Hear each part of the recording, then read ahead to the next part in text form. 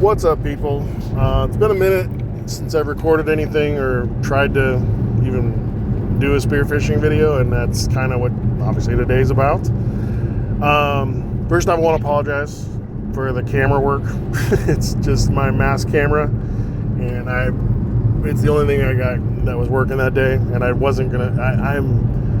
I want to say that I typically am not good at multitasking underwater.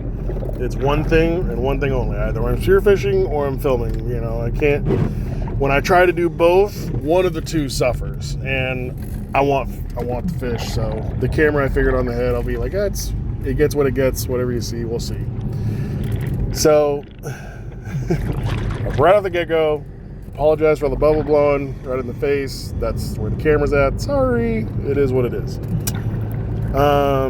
Maybe in the future, like everybody keeps suggesting, which I keep ignoring, is to eventually mount a barrel camera right off the spear gun, which I'm sure they make brackets for it to make that mount. I'm sure they do, but I haven't really looked into getting one or pricing one. Maybe in the future I'll look at that. I'm not... For the majority of the year, you don't get to spearfish. I mean, the spearfishing season here in Washington is only 3 weeks. So, and I, get as many days as I can out of those 3 weeks out of every year, trying to get a few. And I mean, I love my lingcod. They make great fish and chips and great dinner. But no, I mean, this is so right at the get-go. I apologize for this. The video quality, whatever. Points to really hammer on for when I'm shooting and hunting. What I'm targeting directly on the lingcod, which you'll see here in a second. If you look at the medial line of the fish, which is the line right, kind of splits the fins.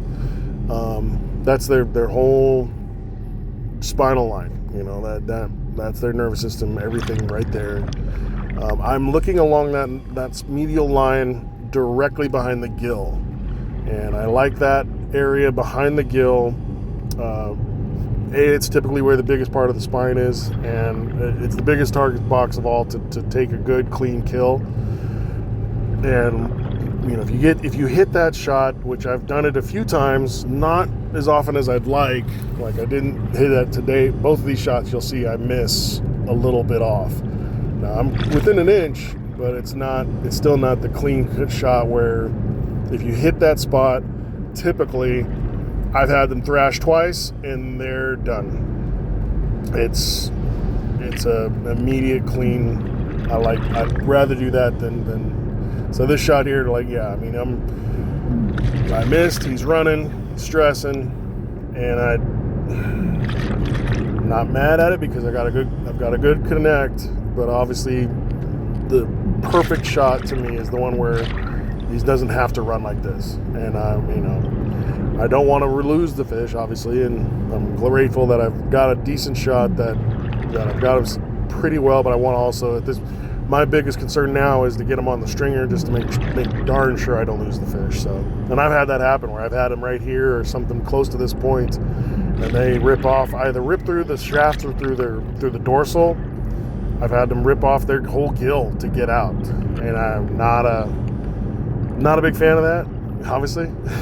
But I'm sure some lucky seal along the way found a free meal thanks to me, and I'm just like, well, that sucks, but I know somebody's gonna eat that fish. So anyways, and I'm looking forward to the meal on this thing. This is a beautiful, good feeding, good food fish. I love it. Plenty of meat. Love it.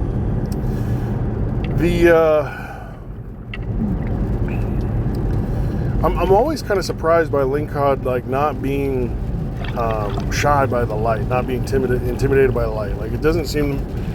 It always seems to me like they're not a run and hide type of fish. They hide for ambushing and when they're hunting, but when I come upon them, they're typically the least afraid thing. Like rockfish, perch, greenlings, striped perch and stuff like that. Typically I've seen them. They see me or they see my light, and they run and go. They don't want to be around. They're not going to hang out. I mean, they'll come back later after they've kind of gotten less afraid, I guess, is kind of the way I think of it. But I mean, I'm sure there's marine biologists that have studied fish behavior way better than I ever have, and it just seems to me like they're, wait a second, bright light, what is that? You know, I mean, initially the first reaction I get from fish to the light is fear, run, hide. That's to me the instinctive response. And then afterwards come back to,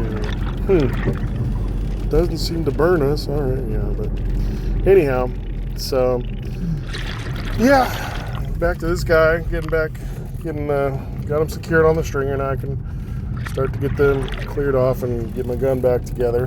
Put myself somewhat, it takes me a few minutes, obviously. I mean, we're only 6 minutes in and I'm like already reloading. That's typically I'm still hunting. I'm still looking for a fish at this point, in, this far into a dive. But I mean, this day was like, I got really lucky to be dropped pretty much right on the fish, and I was just really stoked for that. It's not common. It's so weird. Like, I just don't typically get this lucky. So I felt pretty awesome after this. Like, dude, I wish all my dives were this easy, but that's just not the case for me typically. Anyhow, let's talk about the spear gun itself. It's a JBL carbine, and they're fairly economic. Like, they're really not that expensive. I think I paid $110 maybe for this gun, maybe $120. And I'm not totally. I'll give it a thumbs up approval. It's definitely effective, obviously, as you can see, and it's a very simple meat and potatoes kind of thing. I wouldn't recommend this type of gun if you're going to go shoot tuna or anything, out in the open ocean, obviously, because those guys, they got reels and a lot bigger, longer stuff. But you're in the middle of rocks, and like a lot of us here in Washington State, and you're going to be in the small, tight stuff, you're going to want a smaller gun. And this gun definitely fits the bill for that. That if you're going to be, like, especially at, like, one of my other favorite spots to go is out of Nia Bay. Right along the jetty there and under the rock structure there is so many tight little spots, and getting in the middle of things, like a long shaft, makes no sense. It's just not a good thing. So here we are. Well, back to the action here. Look at this. I mean,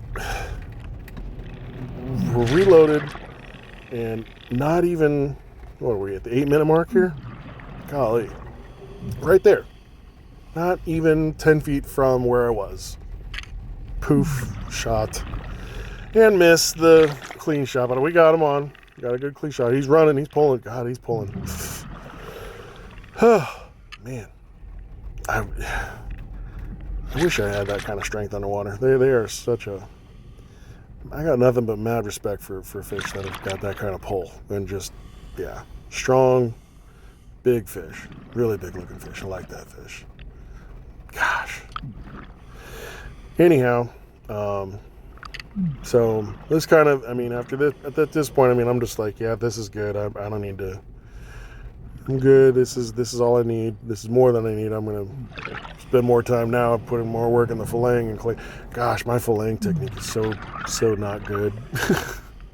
I wish I could tell you that the meat looked, clean and amazingly butchered, but I don't know. I'm a little critical about my filleting techniques. So I need to work on that. But anyhow, like I said, beautiful looking fish. Great day. Really lucky to have them just come up. Oh, hey guy, come on. Just let me. You're done. I'm trying to end you as peacefully as possible. But anyhow,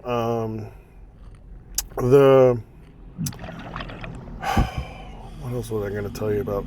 Just, yeah, the gun itself, like I said, it works really well. The reloading, not too bad. If you're a better operator than I am with a gun, then yeah, you're going to be fine. Like I said, it's really not that tough of a gun to get into.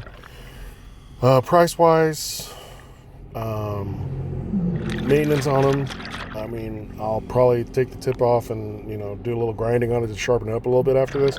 Because, yeah, I dinged the tips a couple times already. And the shaft, I had bent on it, 4 days prior to this. Missed a shot entirely and got into some rocks. And, yeah, had a little bit of a bow to it, but it's not affecting the flight too bad. And honestly, like I say, the shots I'm taking are very close.